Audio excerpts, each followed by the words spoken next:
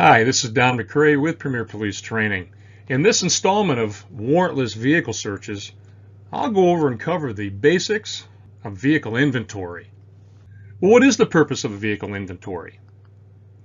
If you tow and impound a private vehicle, it becomes your responsibility to a large degree. Now, this includes the contents and condition of that vehicle. Therefore, prior to an officer towing and impounding a private vehicle, it's important that that officer perform an inventory. Two purposes: document items of value in the vehicle prior to towing, and document pre-existing damage to the vehicle prior to towing. Now, why would you as an officer tow and impound a vehicle? Well, there's normally three reasons.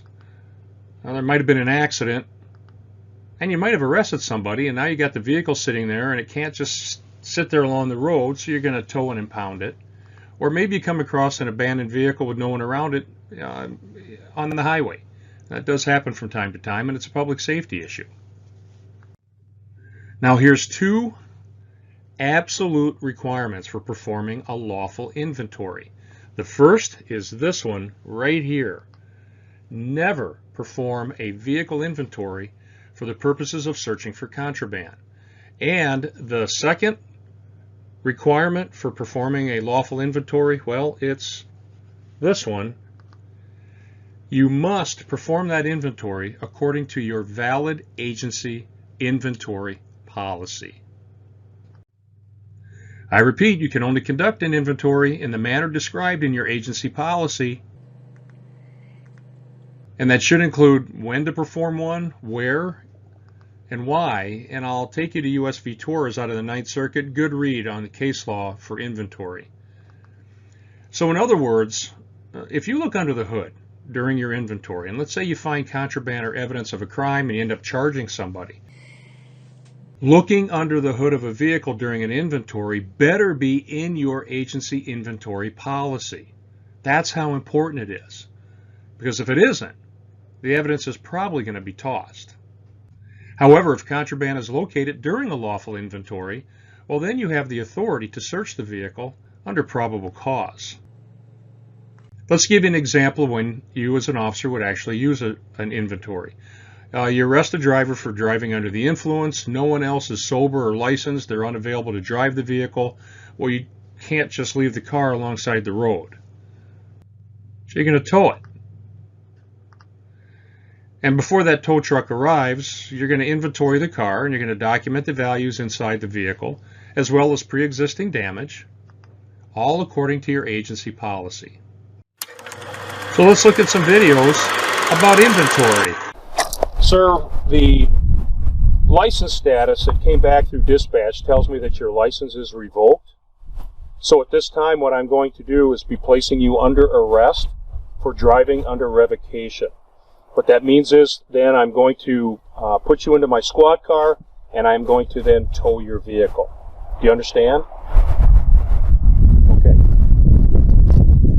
In this situation for the inventory, my 1015 or my person I'm placing into custody, I would then stow into my patrol car. Then I have to make a decision whether or not I can perform a lawful inventory. And in this situation, as long as I'm following my agency policy, I am not going in to search for contraband under inventory. I'm simply going to use it to document items of value in the vehicle prior to impounding and towing, as well as document any damage to the vehicle as well. So in this case, that would be a lawful inventory. Sir, dispatch is telling me that your license status is revoked.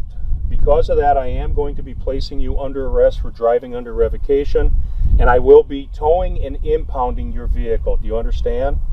So at this time, what I need you to do is to step out of the vehicle. I am going to place you under arrest.